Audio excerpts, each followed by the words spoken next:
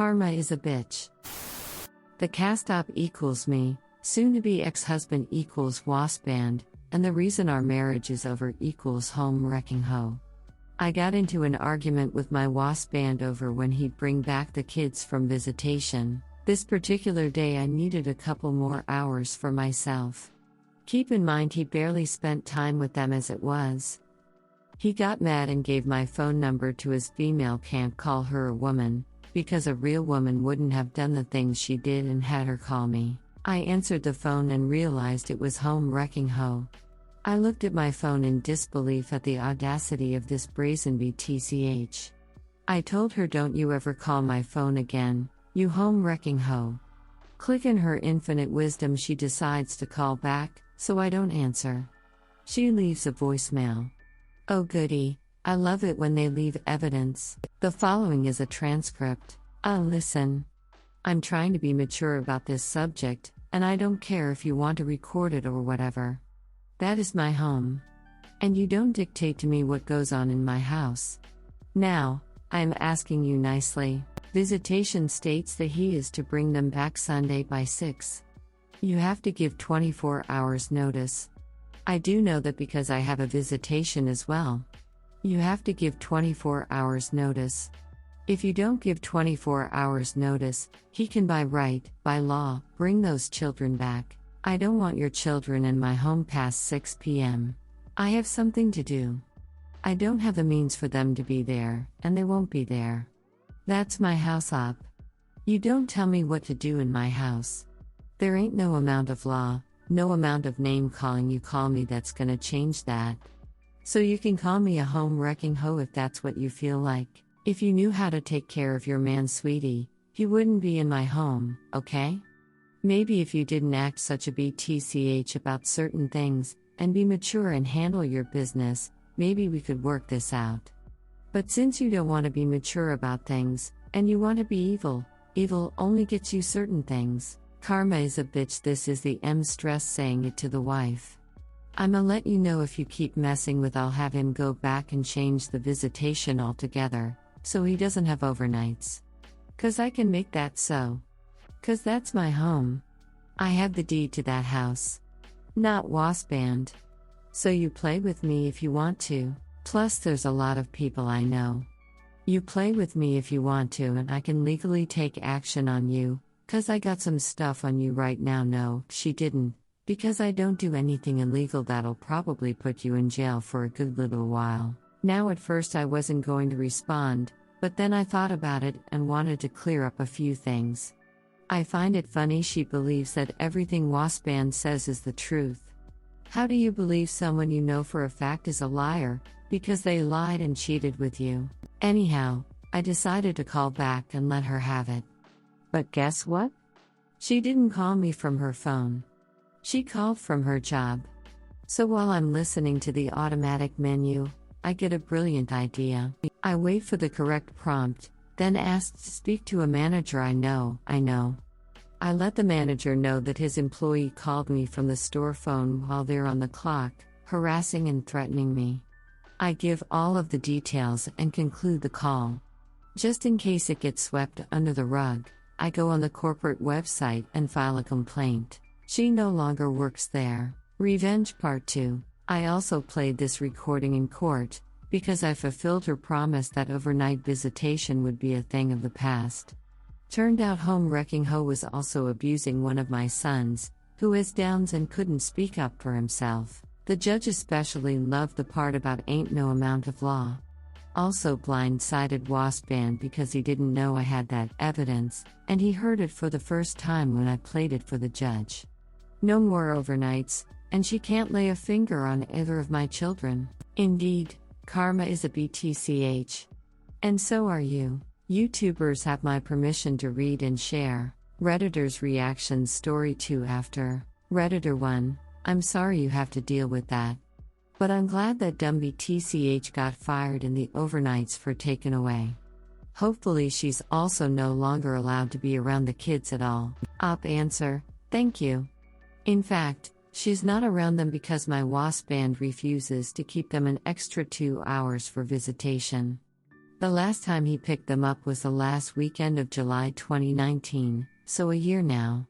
He's seen them at my house 4 times during the last year for 10-20 minutes each time. He chose her and her kids over his own flesh and blood. Redditor 2, I wonder how long it will be until your kid's father turns around and cheats on the other woman in your story. That's his pattern of behavior, right? This other woman has seen him cheat on you. I wonder if she will be surprised when he cheats on her, too. Op answer, he already did long ago and still she stays. They deserve each other. Redditor 3, if you knew how to take care of your professional image, sweetie, you'd still have a job, okay? Maybe if you didn't act such a BTCH about certain things, and be mature and handle your business, maybe we could work this out. But since you don't want to be mature about things, and you want to be evil, evil only gets you certain things. Redditor 4, your amazing internet sister. But please, tell me Waspband didn't know about abusing the baby. Op answer, thank you. I'm sorry to say, yes, he knew. He tried to justify it in court by telling the judge that she was playing with him. Fortunately, the judge saw through his BS. He pointedly asked Waspband if my son thought she was playing, and he had to admit that no, he didn't. Between that and the voicemail, his overnights got snatched. Story 2, how do you swallow these bitter pills? It really hit me yesterday. There was nothing special about my relationship with my husband. For background, I caught him twice, 3 years apart, in inappropriate conversations on WhatsApp. He swore these women were just friends and he just needed better boundaries in his friendship. He blocked and deleted their numbers. This past April he came clean about everything after I badgered him for the truth. Who knows if it's really everything, but the portion he told me was shocking enough. It turns out all this time he had been a serial cheater. We've been together 14 years this month. He said he liked trying to make women want him so he could know he still has it. Nothing was off limits in his seduction. In fact, he was nicer to them than to me. He drove one home in his car every day, but when I asked him to drop me off or pick me up, he always had some excuse. It doesn't make sense for me to come for you. The car needs to go to the garage. I'm stuck in traffic. I won't make it. He left me stranded at night that time. He took them out for drinks, for coffee, but I can count on one hand the number of times we have gone anywhere as a couple that I didn't plan and pay for. He told multiple women they were beautiful. That was his go-to. He called me sweetie, he called one babe. Another convo was full of the emojis I only used with him. He told one he missed her multiple times. He's only told me he misses us guys, me and the kids. There were long discussions, not just short flirty ones. He vented to them about his issues. He told some they were doing a great job as mothers. Not even our kids were off limits. He posted pictures of them to get attention and get women to comment and start the ball rolling. The worst one. Ever since we started dating, he always said he really wanted a baby girl. I got pregnant and we had a boy first. I didn't want any more kids after that, and he told me one of the women he was attracted to, it was because she was pregnant, and he was mourning the fact that he would never have any more kids. I felt so guilty. As it so happens, I got pregnant at the end of 2019. I discovered one of his inappropriate conversations in 2020. He poured out his heart to this woman about how he always wanted a baby girl, all while I was pregnant with a girl. All this time it was just a line he was using. After my precious girl was born, he was all over Twitter, trying to get the attention of another woman he was attracted to by volunteering to impregnate her. She wrote a bunch of tweets about how she was having baby fever. I just can't get over I was pregnant, went through labor, nursing babies, lack of sleep, raising kids. And it didn't really mean anything to him after all. It was just a line. So yeah, feeling depressed today. Update, IT came as a bombshell. Sorry if this is a long read, I hope you will bear with me. 2 days ago I wrote about how I realized there was nothing special about my relationship with my serial cheater husband. That post has more background information. So I had been miserable and low energy for a couple of days because of that. All he said about it was, "You're very quiet today." So finally on the second day I got really angry and blew up at him.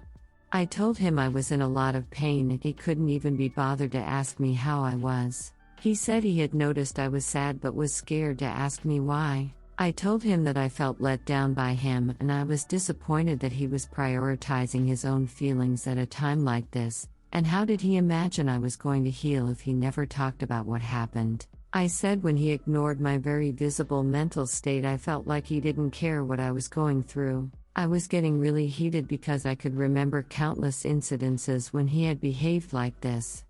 You say you love me but that time you did A, it's like your actions were saying, I don't care about you. The time you did B? I don't care about you. And do you remember the time you did C?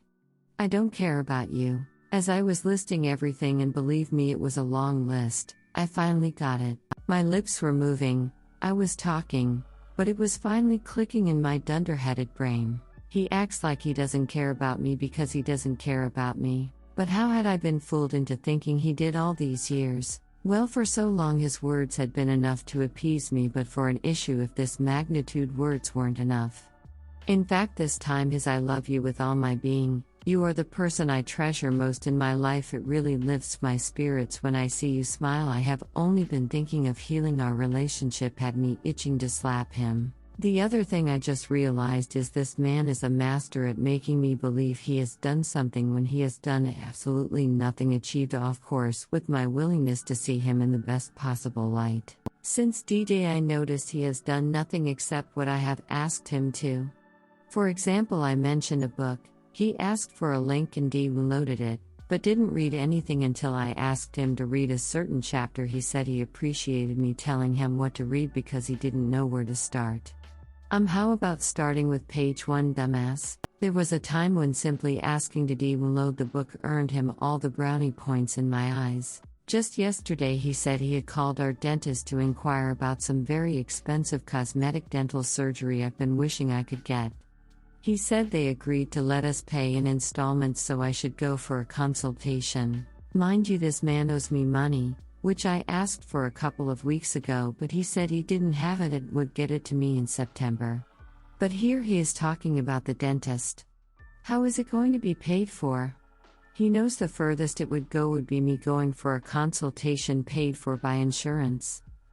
The whole pointless exercise wouldn't have cost him a penny. There was a time not long ago when him simply mentioning this thing I wanted would have earned him all the brownie points in my eyes. So back to the main point. This man acts like he doesn't care about me because he doesn't care about me. I feel freed from the burden of Googling, reading, researching, looking for the trauma that caused him to act like this and trying to fix him so he can finally love me. That was silly of me in the first place, but now I finally see it's a waste of time. But I'm nervous to take the next steps. I have my kids to consider. Wish me luck, please. By the way, he still hasn't asked me how I am. Redditors' reactions. Redditor 1, won't lie to you, the next little while is going to suck, but once this marriage is over, officially, and you get a chance to decompress, life will be much better. Best of luck. Op answer, is it just a little while? It seems like such a long road ahead. Thanks for your comment, I appreciate the support. Redditor 2, absolutely op, you have learned the first of many lessons to trust they really suck, trust that they suck, refresher course. And I am sorry, but you are on your own now. He will not ask you how you are doing as he just does not care. That is, he has zero empathy, no remorse for his past behaviors, as this is all about him. Have a glance at this post about remorse? Or imitation remorse? Remorse or genuine imitation naga hide remorse. No good person discards and cheats on their kids up.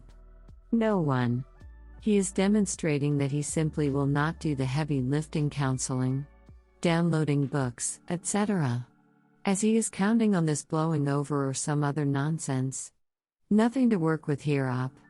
Please start your plan of ducks. And addition, if you are sharing insurance and have access to the finances, immediately begin taking care of health care, dentistry, and usual family expenses today. This makes you look like the caring parent taking care of immediate needs.